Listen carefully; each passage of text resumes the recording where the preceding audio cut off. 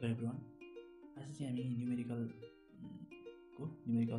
मेथडको chapter 2 जुन इन्टरपोलेसन्स छ, जुन इन्टरपोलेसन्सबाट हामी एउटा क्वेसनहरू र त्यसको मेथडहरू सिक्न गइरहेका छौँ। यो इन्टरपोलेसन्स भनेको चाहिँ के हो भन्दाखेरि it is the process of estimating unknown point. कुनै पनि अननोन पोइन्टलाई चाहिँ एस्टिमेटेड निकाल्नको लागि गरिने यो मेथडलाई के भन्छ त भन्दाखेरि इन्टरपोलेसन्स भन्छ। यसमा फर्स्टमा छ ल्याग्रेन्ज इन्टरपोलेसन्स भन्छ।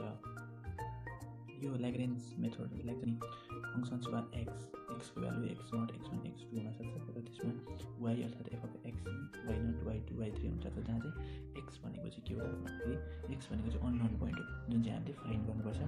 र त्यसका लागि हामीले यो फङ्सन्सलाई फर्मुला यो मेथडमा चाहिँ जुन ल्याग्रेन्ज इन्टरपोलेसन्स मेथडबाट सल्भ गर्न सक्छौँ। अब हामीले ल्याग्रेन्ज इन्टरपोलेसन्सलाई चाहिँ कसरी सल्भ गर्न सक्छौँ भन्ने कुरा हो।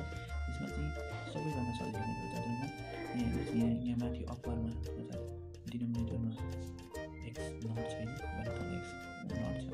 त्यस्तै अर्को सेकेन्डमा यसमा के हो, यसमा x1 फाइन्ड गर्नुपर्ने हो, मतलब x1 छैन, माथि एउटा टर्ममा छ त छैन, x मात्रै छ भने चाहिँ x नट हरायो भने चाहिँ सेकेन्ड टर्म x1 हरायो।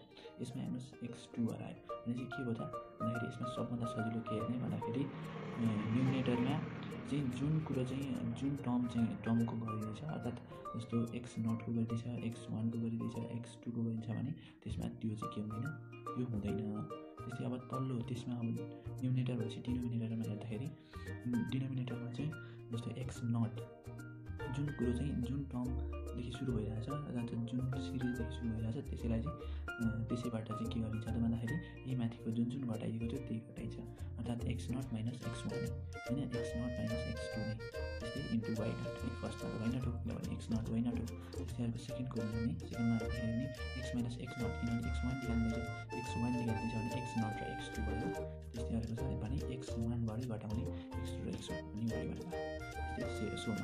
त्यसो गर्दाखेरि यो कतिसम्म गर्ने भन्दाखेरि यदि x2 एन्ड y2सम्म मात्रै छ है, यदि फर्दर x3 थियो y3 थियो भने त्यो जतिसम्म छ लास्टसम्मै गर्नु पऱ्यो क्या, जतिवटा छ त्यतिवटा, कि यो y3सम्मै y2सम्मै गर्ने भन्ने होइन, एन्ड टर्मसम्मै गर्नु पऱ्यो। त्यस्तै अब यसलाई सजिलोको लागि यत्रो धेरै याद गर्नु गाह्रो हुन्छ भने यो टर्मलाई चाहिँ के गर्नु त l मान्ने र ly not plus l1 y1 plus l2 y2 गर्ने, जुन चाहिँ l भनेको x minus x2 by x naught minus x1 by यति भयो। यो भनेको चाहिँ l हो, l नट हो, अर्थात् l1 अर्को हुन्छ, l2 अर्को हुन्छ, जुन यो माथि टर्ममा हुन्छ। त्यो यसो गर्दाखेरि के हुन्छ भन्दाखेरि एकुरेसी चाहिँ मेन्टेन हुन्छ क्या। यसमा एकुरेसीको कुरा हुन्छ। अब एकुरेसी चाहिँ कसरी एकुरेट आउँछ भन्दाखेरि यो अब क्यालकुलेटरबाटै गर्ने हो, त्यस कारणले क्यालकुलेटरमा यत्रो धेरै लामो भ्यालु चाहिँ इन्भ्यालिड हुनसक्छ। त्यस कारणले टर्म गर्दै छुट्याउँदै गर्दाखेरि चाहिँ धेरै सजिलो हुन्छ। अब यहाँ हेर्नुहोस् है, जस्तो हामी अब एउटा इक्जाम्पल गर्नु गइरहेको छौँ। यो इक्जाम्पल जस्तो इक्जाम्पल यो ल्याग्रेन्ज इन्टरपोलेसन्सको इक्जाम्पलमा जस्तो यहाँ हेर्नु क्वेसन के छ भन्दाखेरि x इक्वल्स टु 2, 2.5, 2.63 छ अनि y निकाल्नु पऱ्यो। y चाहिँ 0.2 हुँदाखेरि 0.69 छ, 2.5 हुँदाखेरि 0.91 छ र 2.6 हुँदाखेरि के छ वाट छ, एउटा पत्ता लगाउनु पऱ्यो। यो चाहिँ वाट। त्यसै 3 हुँदाखेरि 1.09 छ अरे। अनि के भन्छ भन्दाखेरि एन्ड फाइन्ड y एट कतिमा भन्दाखेरि x इक्वल्स टु 2.6। 2.6मा चाहिँ के पत्ता लगाउनु पऱ्यो, x थाहा पाउनु पऱ्यो क्या, x को भ्यालु थाहा पाउनु पऱ्यो। अब हेर्नु जस्तो यहाँबाट थाहा हुन्छ यो x नट हो, x1 हो, x2 हो, x3 हो भने y not, y1, y2, y3 हो भने थाहा छ भने लेख्ने। x नट इक्वल्स टु कति 2, x1 इक्वल्स टु कति भयो 2.5, x2 इक्वल्स टु कति भयो 3 र x इक्वल्स टु चाहिँ कति भयो त x भनेर यो फाइन्ड गर्नुपर्ने 2.6। त्यस्तै अब y 2.6 चाहिँ कति हुन्छ भनेर पत्ता लगाउनु पर्ने। यसमा y naught equals to 0.69, y1 equals to 0.91 र y2 इक्वल्स टु 1.09। अब हामीलाई के थाहा छ त भन्दाखेरि हामीलाई के थाहा छ भन्दाखेरि yx इक्वल्स टु चाहिँ कस्तो हुन्छ l naught y naught plus l1 y1 plus l2 y2 plus कति छ l2 y2सँग मात्रै छ भने चाहिँ l2 y2सँग।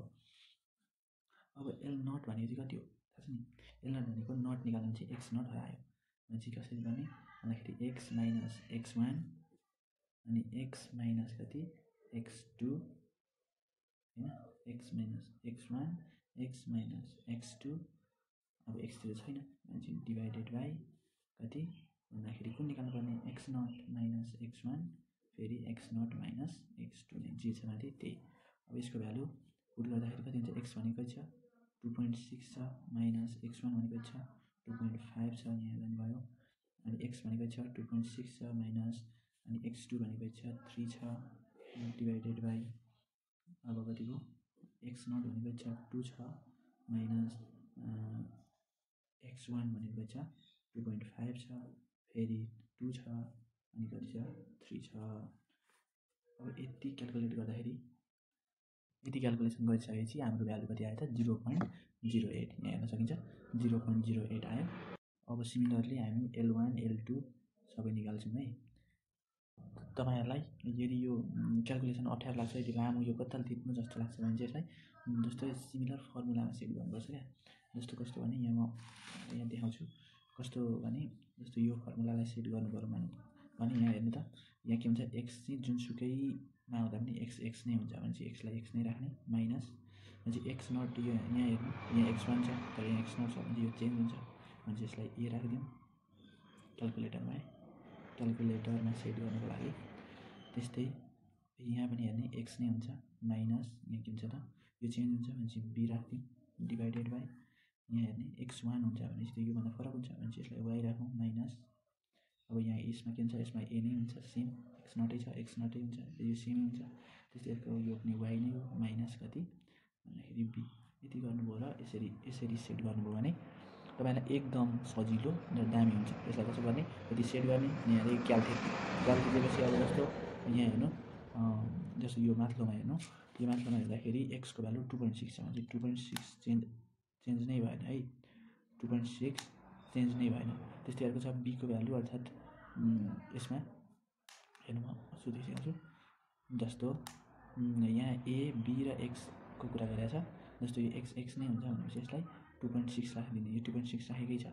अब भनेपछि यो x1 को भ्यालु कति हुन्छ त, x1 को भ्यालु भने 2.5 हो, 2.5 a को ठाउँमा राखिदिने, b को कति छ भन्दाखेरि 3 छ यो त सेमै हुन्छ। अनि यो x0 को भ्यालु चाहिँ कति हो भन्दाखेरि x0 को 2 हो भनेपछि यसको भ्यालु यसरी सजिलैसँग यसरी आउँछ माइनस 0.08। यति गर्नुभयो भने तपाईहरुले यो क्वेसनलाई चाहिँ सजिलैसँग गर्न सकिन्छ। यसलाई सिम्पली लास्टमा के गर्ने भन्दाखेरि त्यही अघिको जुन यहाँ अगाडि हामीले फर्मुला लेखेको थियौँ त्यही अनुसारले पुट गर्ने। जस्तो x y को भ्यालु थाहा छैन, y0 y2 y3 थाहा छैन भने L1 L2 हैन अनि L3 पनि आयो। यहाँबाट आइसकेपछि के गर्ने भन्दाखेरि y0 = L0 y0 plus L2 y2 plus L1 y1 plus L2 y2 गर्ने। त्यसमा चाहिँ L0 को भ्यालु भनेको माइनस 0.08 हो अनि 0.69 प्लस 0.96 इन्टु 0.91 हो प्लस 0.12 इन्टु 1.09। यति क्याल्कुलेट गर्दाखेरि 0.9492 आयो। यसलाई राउन्ड अफ गर्दा 0.95 आयो भनेपछि हेन्स के भयो त, हेन्स x = 2.6 हुँदाखेरि y अर्थात् f of y